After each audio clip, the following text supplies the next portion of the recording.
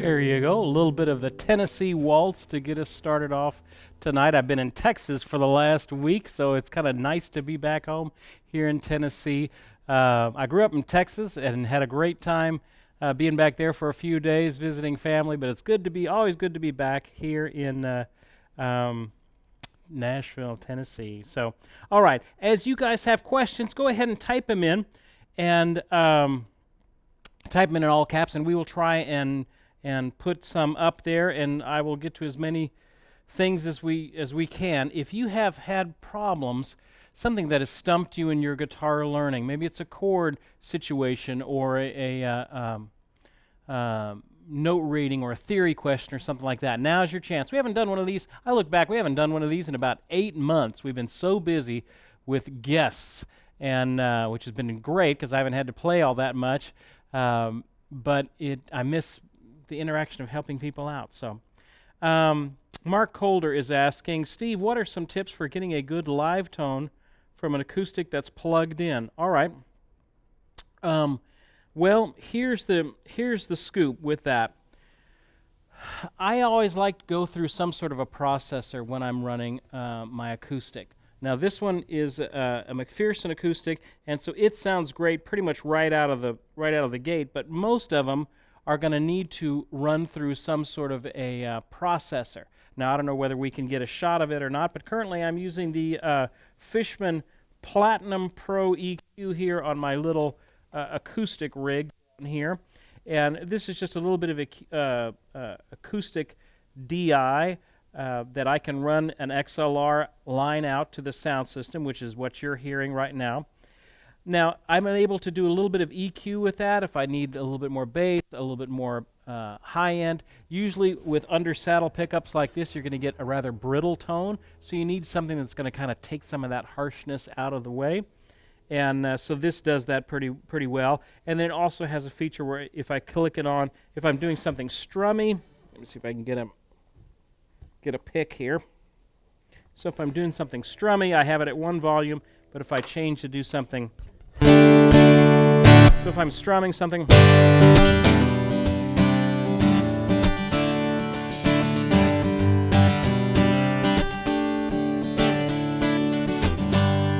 but let's say I need to go now to a softer song. I press my boost side of it, which gives a little bit of a amplification to the one side.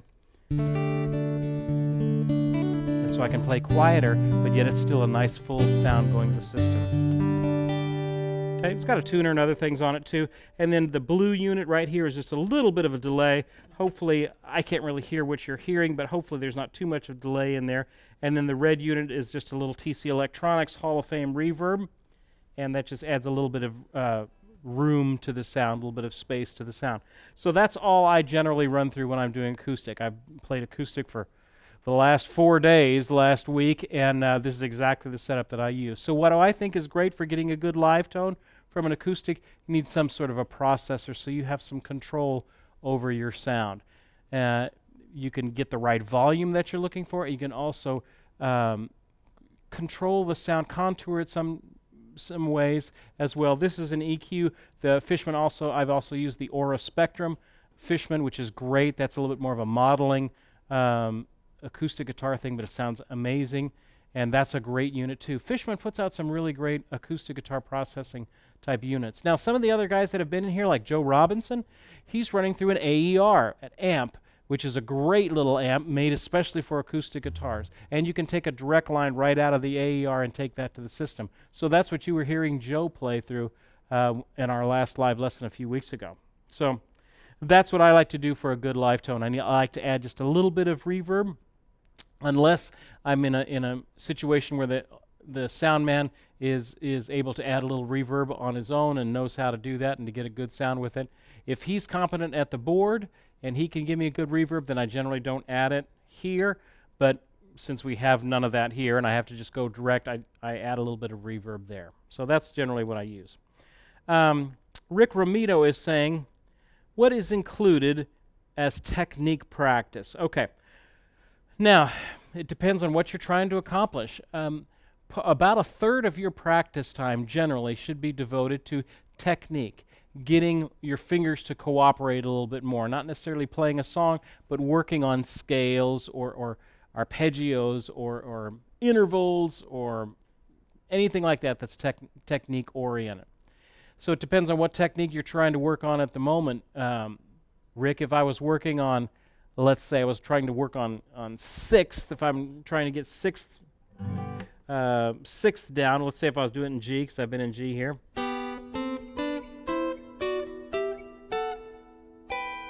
Okay, so if that's the pattern I want to do, I first got to make sure I've got all of my shapes where I want them. And then I would do it down.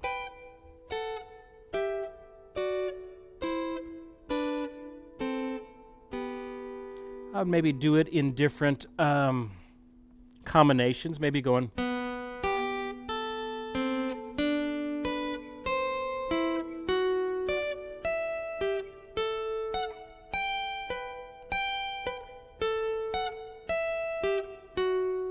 Maybe I'll add some slides and stuff.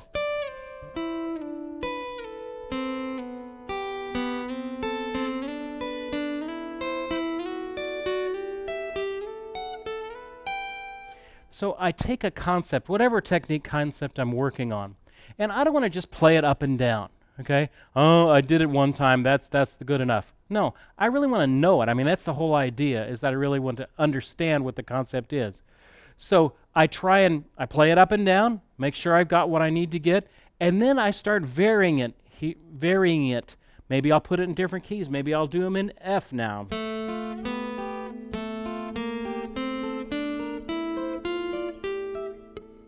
Maybe I'll do them in thirds.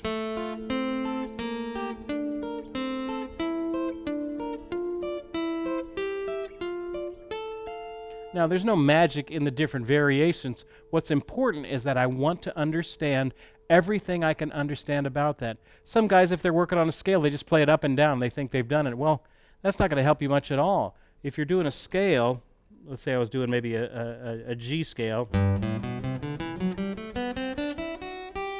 Okay, well, doing maybe thirds.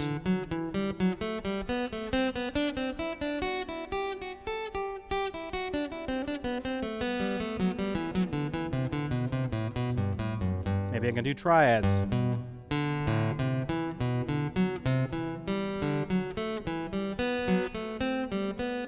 And then down. Variations, that's the key. What if I do 4 up and then go to the next one?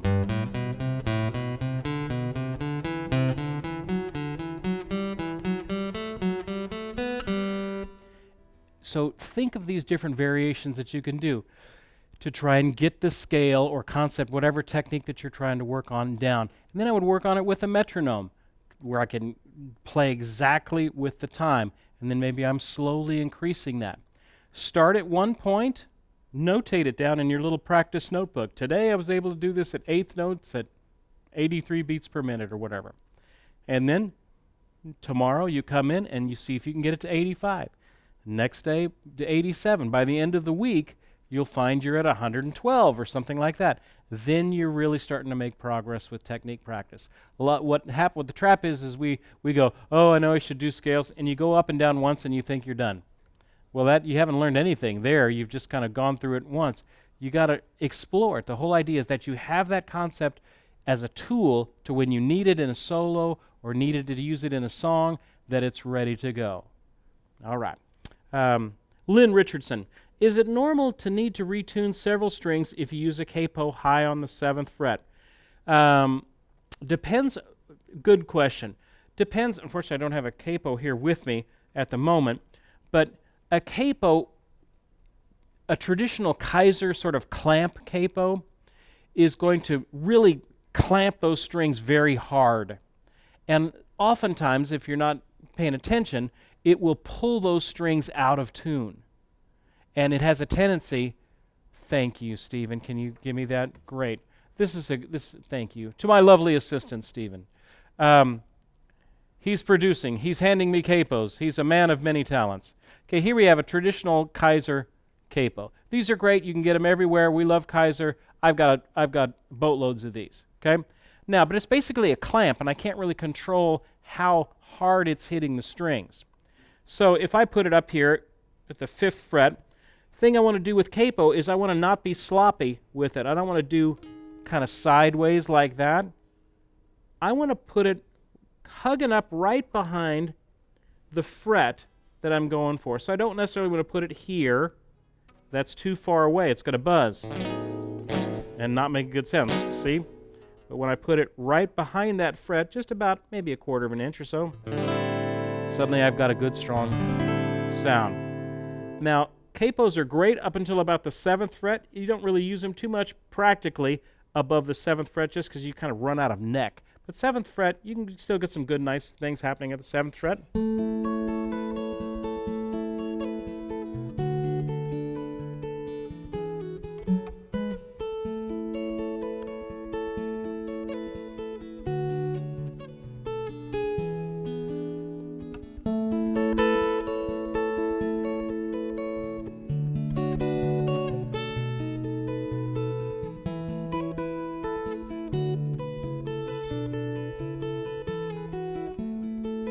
Okay, very, very cool things you can do with capos.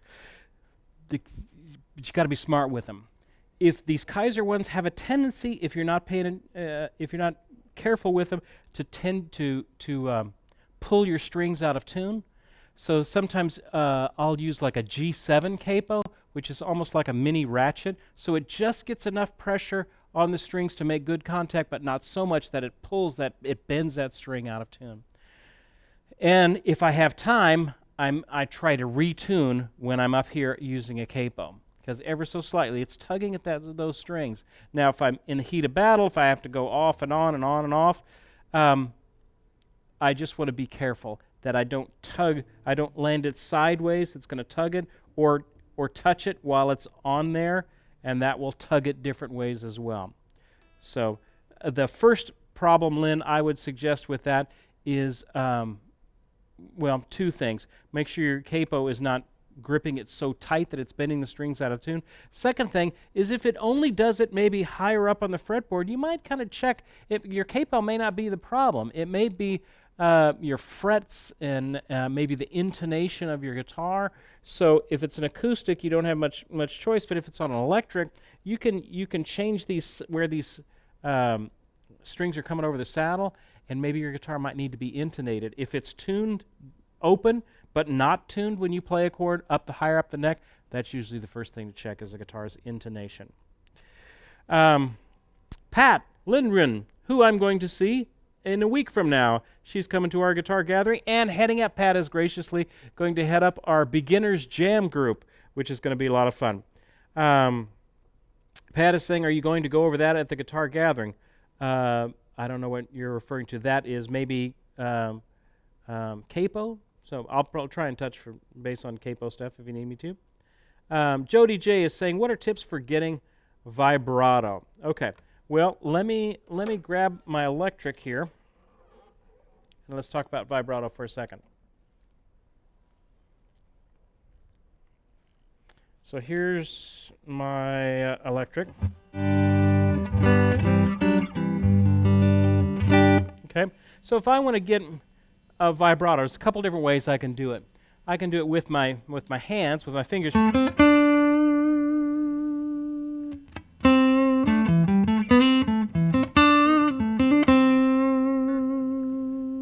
Okay, so I'm got my finger on the string, but I release back here, and I'm just kind of shaking it up and down here.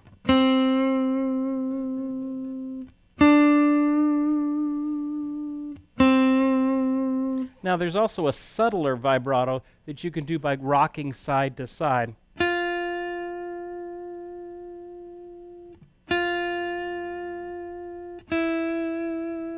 Which is prettier on kind of slower ballads and things like that. If you're doing something a little bit more aggressive, then you want to kind of go up and down.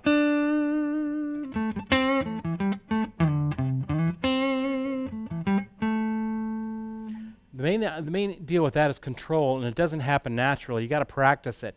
Practice it. It's so much as hand strength, of which I'm kind of weak at the moment with my injury, but a lot of it is hand strength. So if you just practice a little bit of vibrato practice, just 5 minutes each day, trying to do an up and down vibrato with that wrist, and then maybe a rocking back and forth vibrato side to side with different fingers.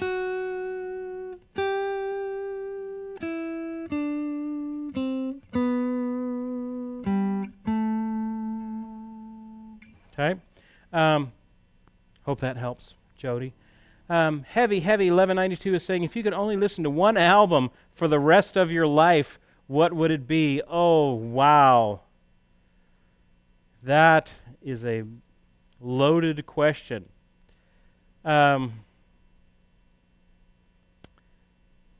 Pepper's Lonely Hearts Come Bland is the one that comes to mind by the Beatles. Only one album that wouldn't annoy me for the rest of my life. That's the larger question that I wouldn't get tired of.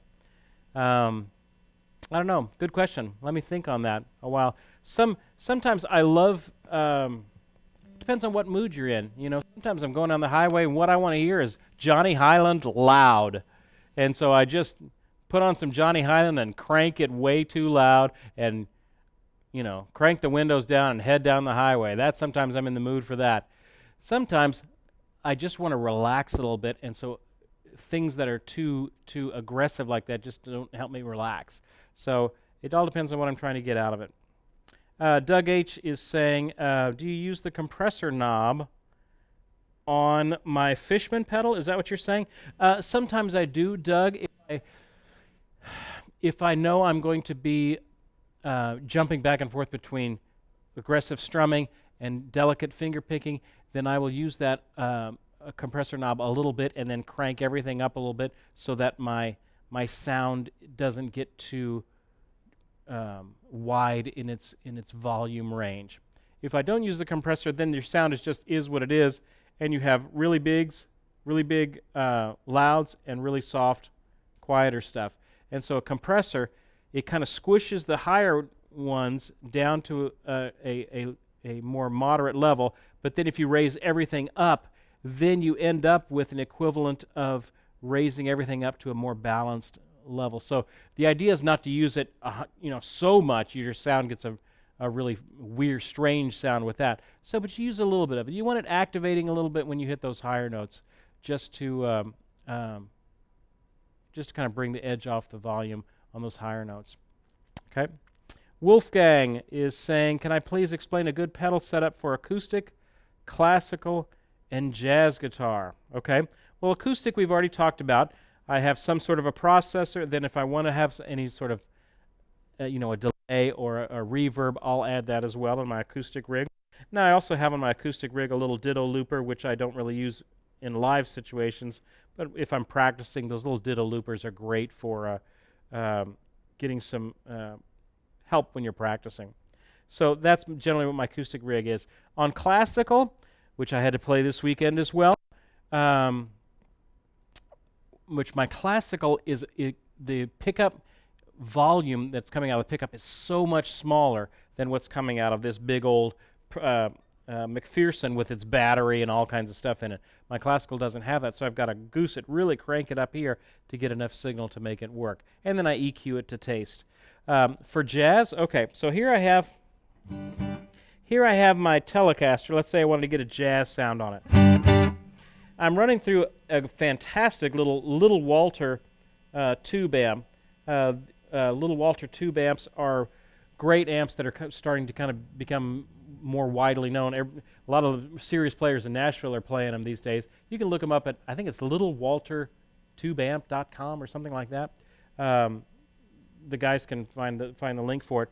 Great folks over there, and they're starting to sell them now over here at Gruen. So I just picked up one, but it's an aggressive sounding amp, so it's a little bright. So if I want to get a jazz sound, I put it up on the bridge pickup, or I'm sorry, the neck pickup, and this is still a little bright. So I'm going to roll the tone off a little bit.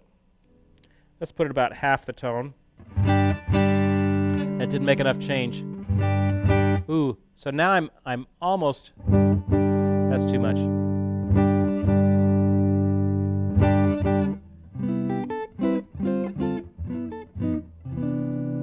Okay, so we're getting better. Let's get a little bit closer.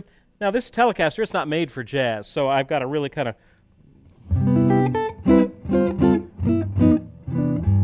I have to kind of work with it a little bit. Let me bring that tone down a little bit more. Maybe I can use just my fingers instead of my pick. That would help out a little bit.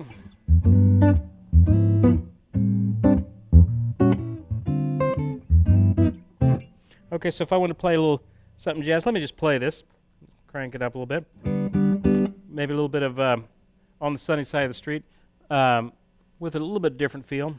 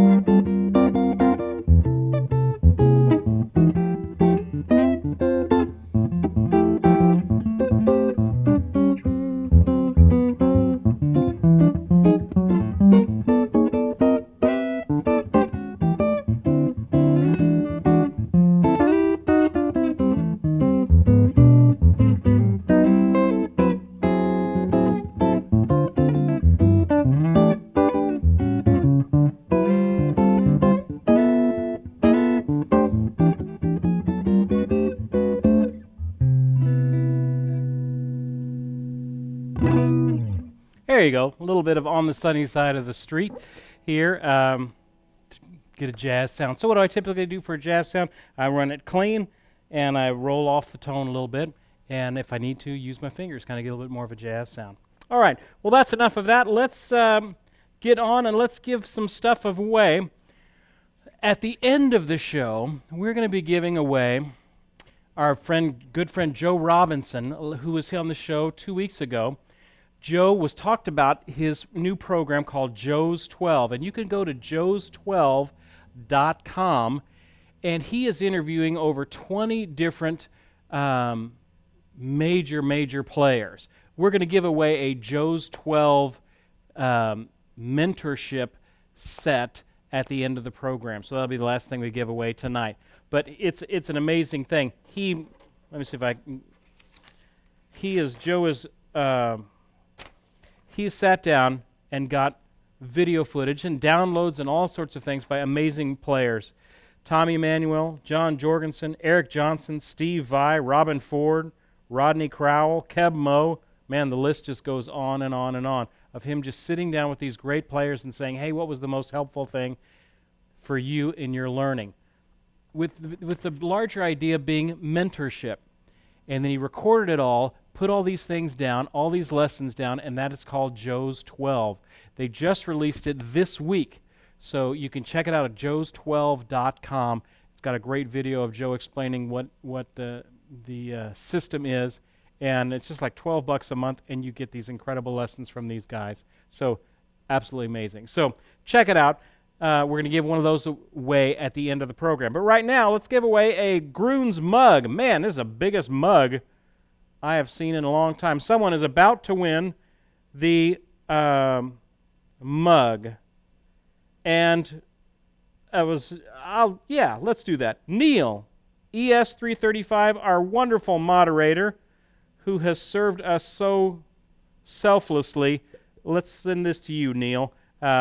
Send me your information, your mailing address, Neil, send it to service at Mighty Oak Music, and we'll get this out to you. Fantastic. Gosh, what a huge mug. You could have soup in that. It's so huge. All right, couple of announcements. We've got our Guitar Gathering Conference coming up next week. It's not too late. If you are in the driving distance or whatever to Nashville or can catch a flight to get here to Nashville, it is next week, starts on Wednesday, goes Wednesday, Thursday, Friday, and about till noon on Saturday. And wow, this conference, the more we get closer to it, the more things get lined up. The things that got lined up this week are we're going to be doing a recording guitar at home workshop with Tim Calhoun, a wonderful studio player here in Nashville. Has played with so many artists over the years, and most of the recording he does is in his house. And so he's going to talk about how he gets sounds and what process he uses to do that. That's just one of the workshops. We've got workshops on jazz with Mel Deal, legendary jazz player here in town. We just lined up our flat-picking bluegrass workshops, and the person doing that is going to be Rebecca Frazier. Rebecca Frazier is nominated for Bluegrass Guitarist of the Year this year. She was the only female in history to be on the cover of Flat Picking Guitar magazine, and she is just going to be leading some of our flat picking guitar workshops and flat picking bluegrass sort of workshops. And wow, just legendary that we would be able to get her. Mike Pacelli, great blues player here in town. He's going to be heading up some of the blues workshops that we're doing. When I was doing the lessons for Gibson.com and the Skills House lessons, one of the consistently highest rated instructors we had over there was Mike Pacelli. So Mike Pacelli is going to be doing our blues workshops. Our Wednesday night concert, man, we've got Colin Hill, who's been on the show. We've got Van Larkins, Australian guitarist, Candy Rat Records, fingerstyle guitarist, amazing guitarist. He's going to be with us, kind of a percussive style, great. And then we've got Russ Barenberg, legendary, gorgeous tone. And Russ Barenberg is going to be doing, he does the BBC Transatlantic sessions with Edgar Meyer and all of these guys. It's just incredible work that Russ is doing. And then it's closing out with Phil Kagi. Talked to Phil Kagi today. He was excited about being with us. That's the first night. The second night, we're having Johnny Hyland and his band are going to be there, as well as all the workshops going during the day. Friday, we're working with Gibson to get a private tour of Gibson USA, the factory, which they don't offer public tours, but we're kind of working around there, and we're going to try and get a public.